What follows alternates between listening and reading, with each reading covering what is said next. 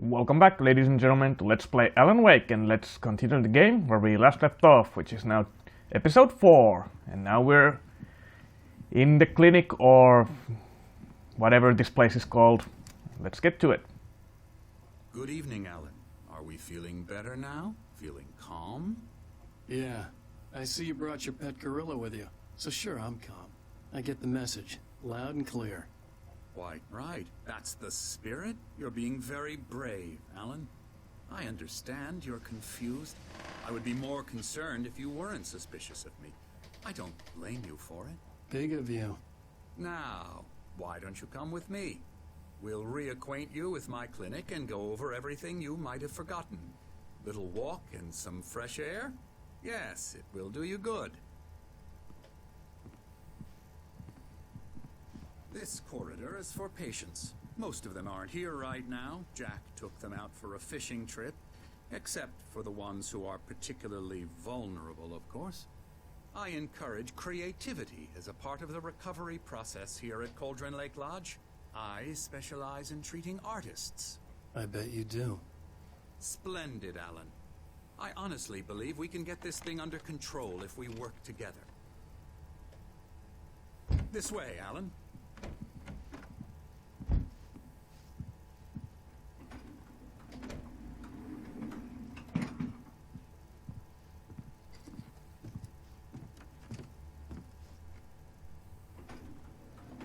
Alan, from past experience with you, I know I need to get right into the heart of the matter as quickly as I can after an episode.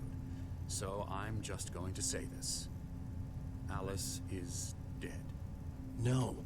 You're in a very vulnerable state until you understand and accept this. Alice drowned, and you couldn't face that. You're suffering from hallucinations, paranoid delusions, unusual thinking, an obsession about light and darkness, a feeling that everything revolves around you, your thoughts and dreams. Your mind has constructed an elaborate fantasy scenario in which your writings are affecting reality. She has been kidnapped and supernatural forces of darkness are trying to stop you. We go this way, Alan. I wasn't ready for another shot, so I went along with it. He had to be lying. But under the influence of the drug he had given me, I had to fight not to believe his words. It's all in your head. You've been making it up. Apart from the tragic accident with your wife, no one has been killed. Your delusions are just a manifestation of your subconscious mind trying to protect you from the too painful truth. Unless we fight the fantasy, it will return. I know the instinct is to resist me, but think about it. Doesn't this make far more sense than the insane supernatural conspiracy you have concocted in your mind? You're a skeptic by nature, Alan. We both know this. Everything can be explained logically. Oh yes, actually let's check the manuscripts in here.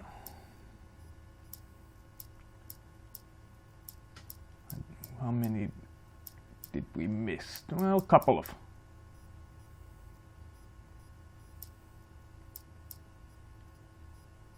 For Mott, spying on the writer on the ferry had been a disappointment.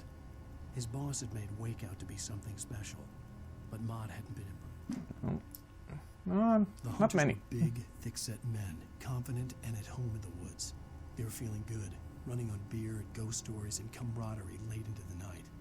It did them no good, as they were taken by the dark presence, sucked deep into a darkness far worse than any ghost story they ever told or heard. Lightning flashed behind the windows of Cauldron Lake Lodge. Tor Anderson laughed and held the steel hammer above his head. Nurse Sinclair was trying to calm him down without success. Tor grinned madly and shouted, "My hammer's up. Here's a friendly poke from Molnir, wench." He brought the hammer down with all his might on Sinclair's head.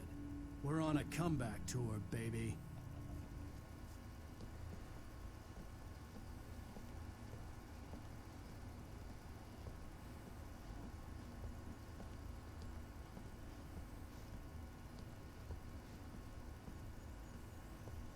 I never get tired of this view. Very inspiring, isn't it? Cauldron Lake spread below us. I could see Mirror Peak on the other side of the lake. I thought I could make out the spot where Diver's Isle had been when I arrived with Alice. Now there was nothing but waves. It seems there's a storm coming. Funny, I don't recall there being a mention of that in the weather forecast. Well, no matter. This way. Follow me. Alan, what I'm telling you is good news. Right now, we're in control. Every time you have a relapse, it gets more and more difficult to resurface from the dark depths of your imagination. Not surprising, considering your profession. Imagination is what you work with. After all your nightmares, this should come as an immense relief to you. If it doesn't, why is that? Because I'm lying? Or because you don't want to admit that you're not well? It's very natural for you to think of me as your enemy. It's part of the illness. I let him After talk. all, I'm Hartman the one obviously trying to loved his bring own you out voice. of the world His you've words echoed constructed madly yourself. inside my head. But I can't I dug do my it nails by into the myself. palms of my hands to stay You focused. need to work with me. Once you accept that, we can begin the journey towards your recovery. Come along. Let's go inside.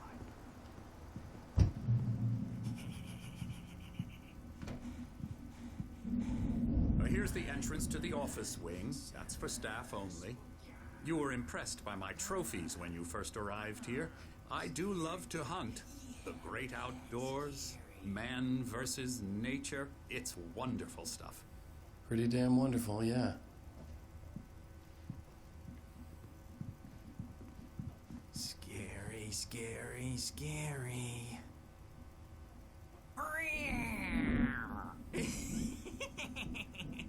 Emerson,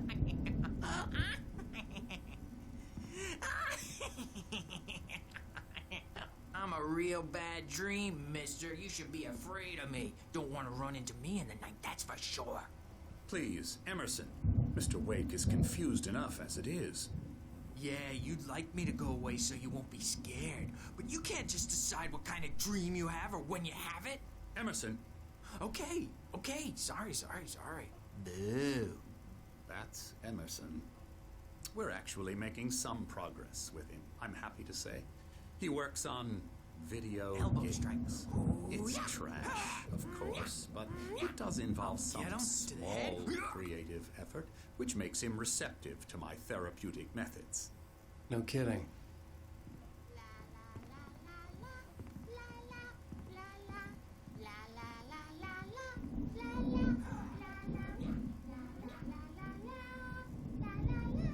Come, Alan, this way. Now, you might have noticed the typewriter in your room. You've been writing as a part of the therapy. As soon as you feel up to it, you should continue.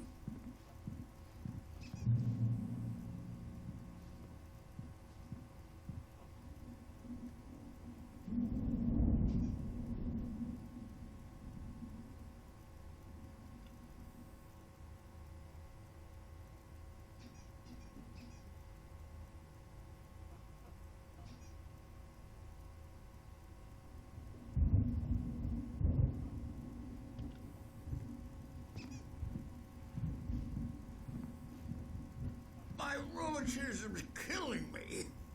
There's a storm coming. Oh, what a storm. I hope it wipes this place off the face of the earth. And these two are the Anderson brothers, Odin and Thor. They had how should I put this? A heavy metal band in the 70s and 80s called Old Gods of Asgard. They even adopted new first names to complete the image of Viking gods.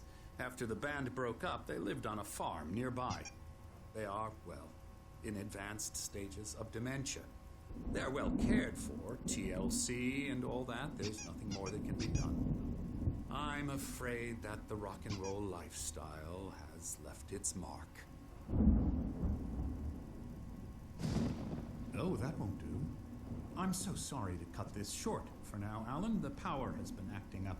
I'd better go check on it. We'll continue this soon. Meanwhile, when you feel up to it, return to your room and try to write. It really is for the best. Don't you think?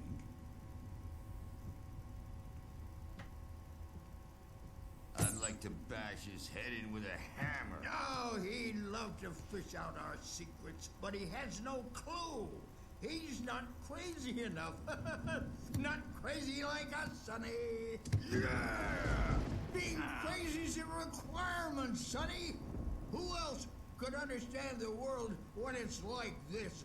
It takes crazy to know crazy. That's the sanest thing I've heard in a while. Zane! You're all right, Tom. Hey, we like him, don't we, bro? He's got to go to the farm. The Anderson Farm. Valhalla! We wrote it all down, lest we'd forget. A crash course. All you need to know to get your head right. You need to find the message. Here, Sonny, here's something for you. Gave me a rash, but I kept it safe from these bastards.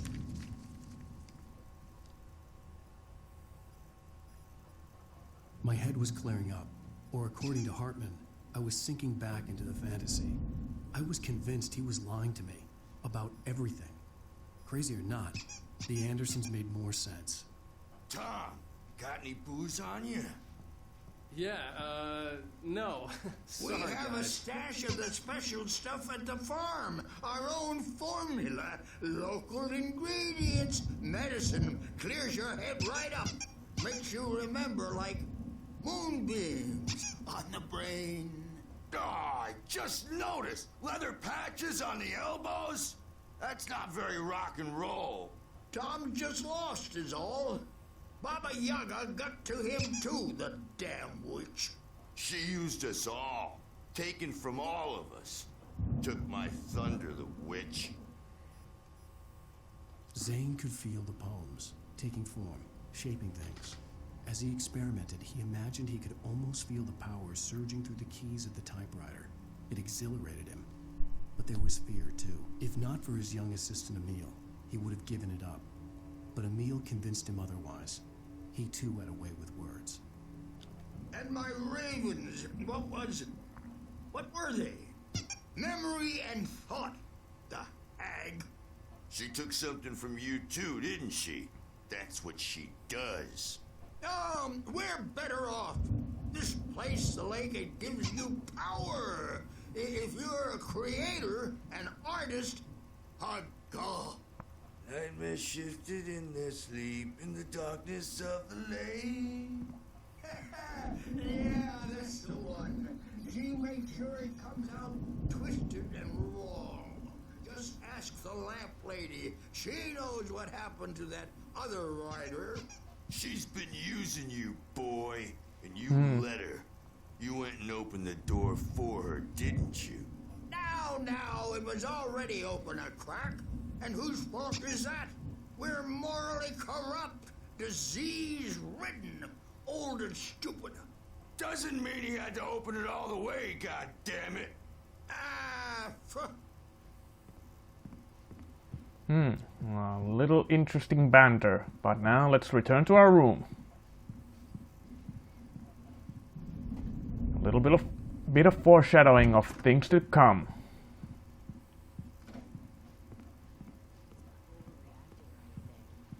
Well, he's the boss. I may need a hand here later on, Verge. The storm's bound to make you-know-who jumpy. You know how they get. Gotcha. The doc's got me looking after Wake here, but holler if they get too rowdy. I'll do that, Birch. Hey, Wake, why don't you humor Dr. Hartman and give the writing a shot, huh? Typewriter's in your room. You can get to your room by those stairs, Wake.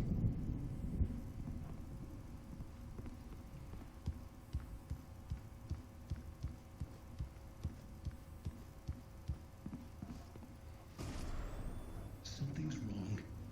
I'm not myself. It's hard to think. There's a shadow inside my head. I can only focus on writing. Everything else is a blur. I'm trapped in this cabin. Have been for days, but it's always dark outside. My editor is real. I saw her again. She's not human. It's not human. A dark presence is wearing the old woman's face. She was covered in clinging shadows. There's a hole in her chest where her heart should be. I think I've made a horrible mistake. I don't think I'm any closer to saving Alice. It's been lying to me, using me to get the story it wants, and the story will come true.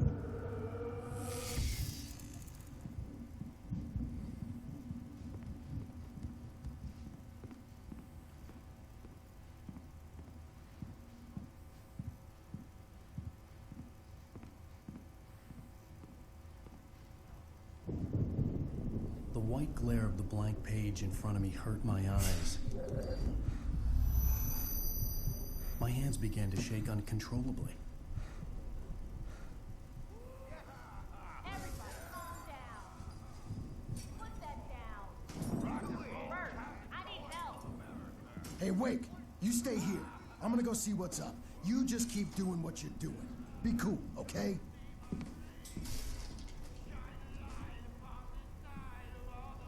I didn't know what the chaos was all about, but it could be my only chance of getting out of here. Here's a friendly poke from Mjolnir, witch. Oh, afraid of the crazy brothers, are ya? Not so weak now, are we?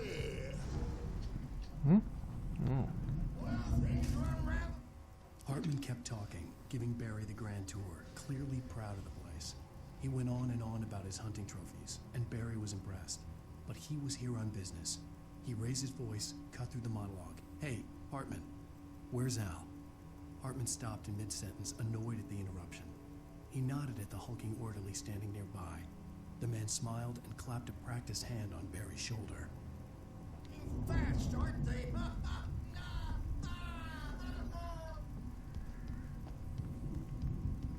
It's my store. I'm taking it. Sinclair looked bad. That wasn't a love tap. The crazy old fart hit her hard. If she was one of Hartman's goons, she had it coming. I could get the key to the office from Sinclair. Destiny. I had to get to Hartman's office. He had taken all my manuscript pages. Come on, That's where he'd be face the keeping them. music, Birch. It's time to pay the piper.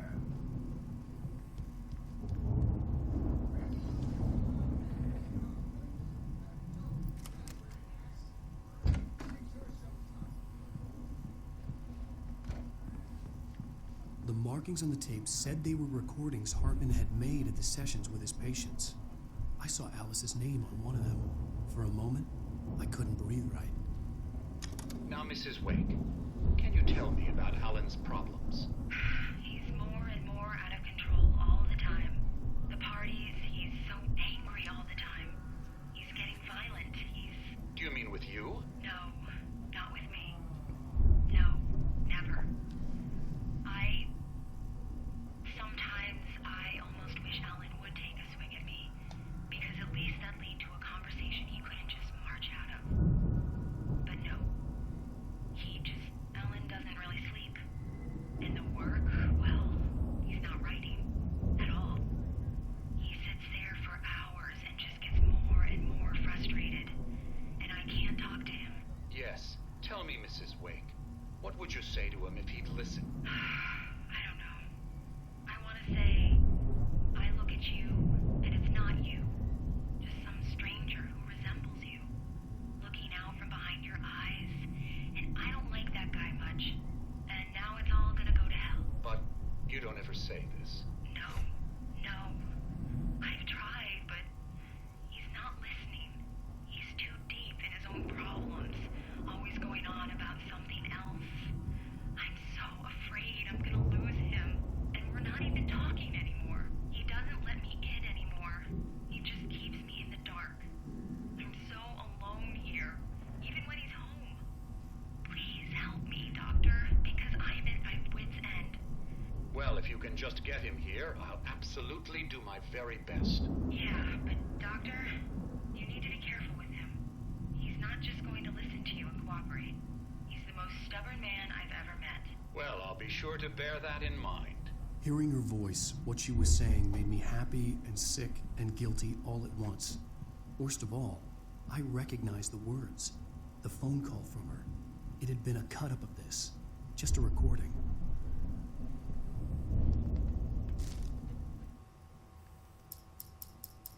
Hartman followed the fall of Alan Wake with his binoculars. When the rider hit the water, he ordered Jack to take the boat to him. The spot was easy to see in the dark, even with all the extra lights in the boat. The flare floated and kept burning even in the water. Jack turned the radio louder as the engine sputtered. The music was rough and clanking, something the Anderson brothers would no doubt have enjoyed. But Hartman chose to ignore it. Wake was finally within his reach.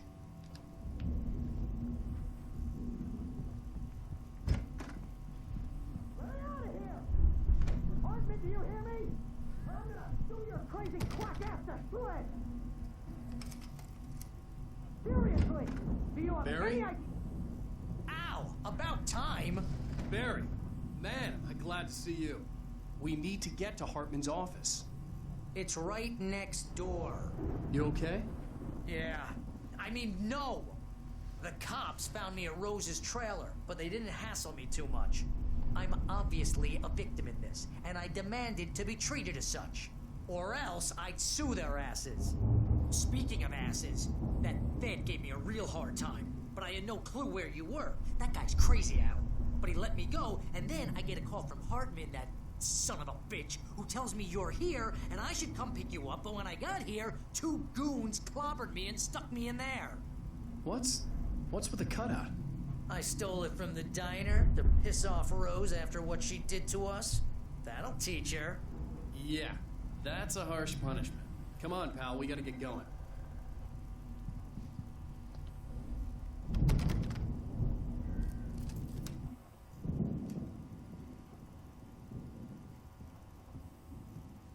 These were all the pages I had on me. And more.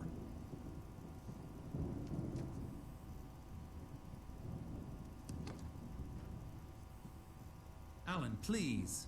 You're sliding back into the... Tell me one more lie and I'll shoot you in the face. Ah, well, it was worth a shot. Really, Wake, come on. Let's work together on this. You have no idea... Hartman, shut up! Barry, get out of here. I'll catch up with you. Get a car. Oh, Al, let's just... Go! Wake, listen to me. This is a mistake. Don't you see? Together we can create something absolutely wonderful. With your ability and mine.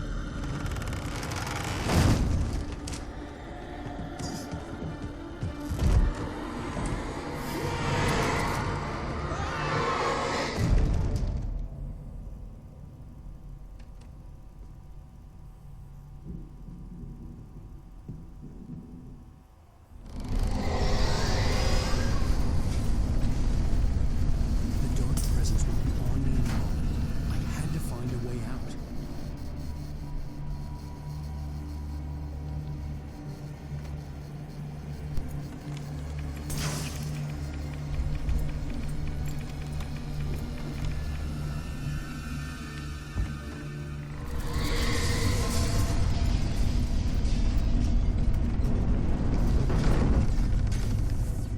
I needed light to get the possessed bookshelves out of my way.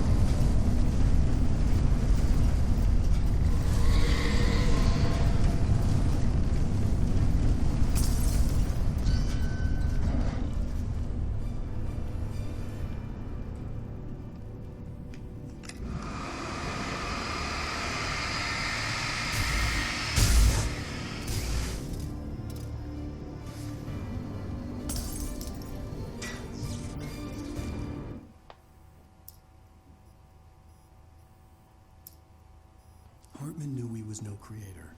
He had no ambitions on that front. And he certainly didn't want to end up like every artist he had worked with here, damaged in ways that were hard to describe, or worse. It was enough for Hartman to maintain creative control and provide direction, to be a producer. That was what most of these people were in need of anyway. Of course, suitable subjects were few and far in between.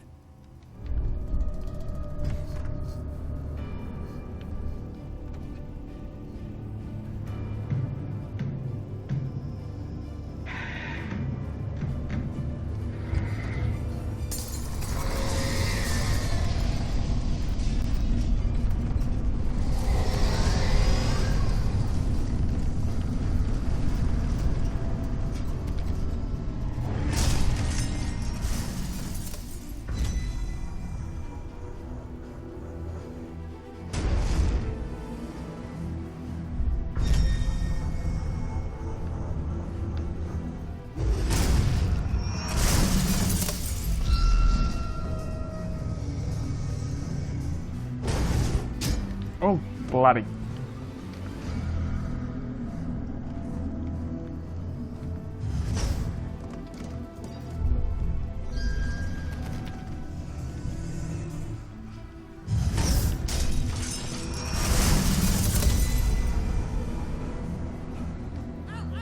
I'm here!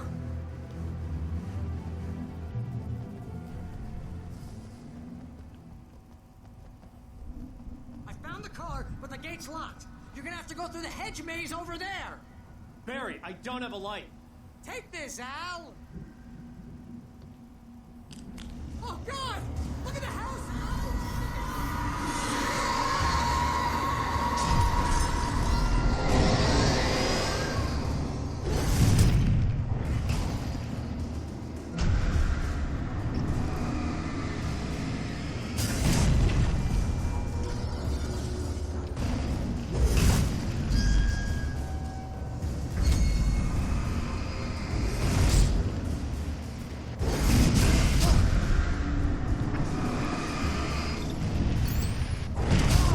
Oh.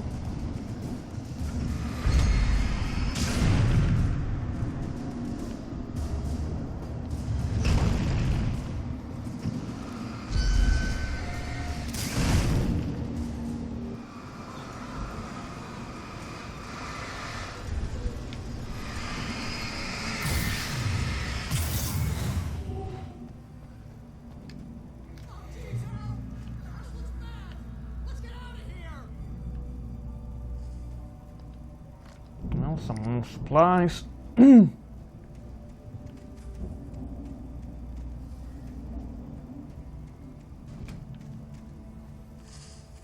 Into the maze we go.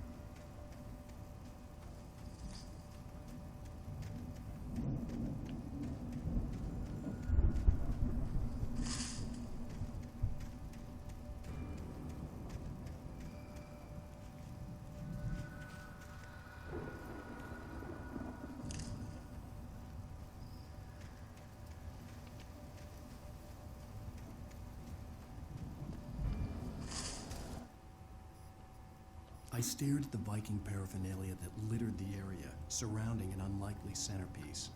A full-size stage complete with an impressive sound system with all the trimmings, including a dragon. It took a special kind of crazy to build something like this in a remote field. When the sky split open with a deafening boom and the music started blasting, it felt strangely appropriate.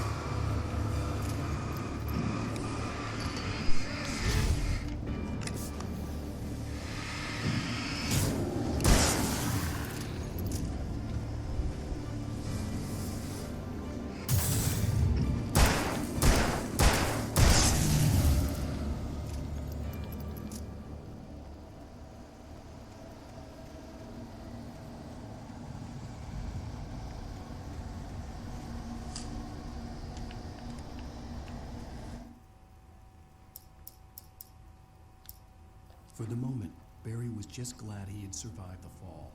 He had been separated from Al, and there was no easy way to climb back up. He told himself he'd be okay in the gloomy forest at night. He would just have to wait for a while for Al to find his way down. Barry turned when he heard the heavy footsteps and saw the movement. The man-shaped shadow lunged at him from the bushes, an axe held high. Barry screamed and threw up his hand. The world exploded.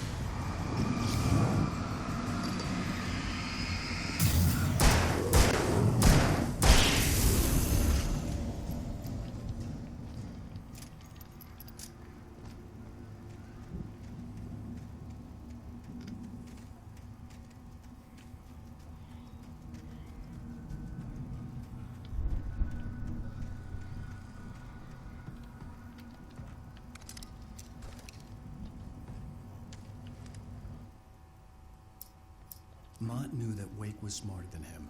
Wake had more money, a beautiful wife, everything. And Hartman said Wake was important.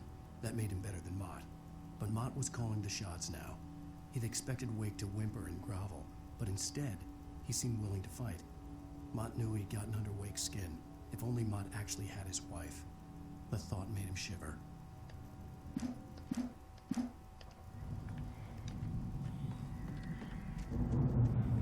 Well, I guess I'm gonna cut the video here now since we made it out of the maze and heading towards the Barry. So, when we come back, ladies and gentlemen, let's try to proceed through the garden and find Barry and then leave the clinic. But that'll be in the next video. Until then, as always, I'll see you when I see you.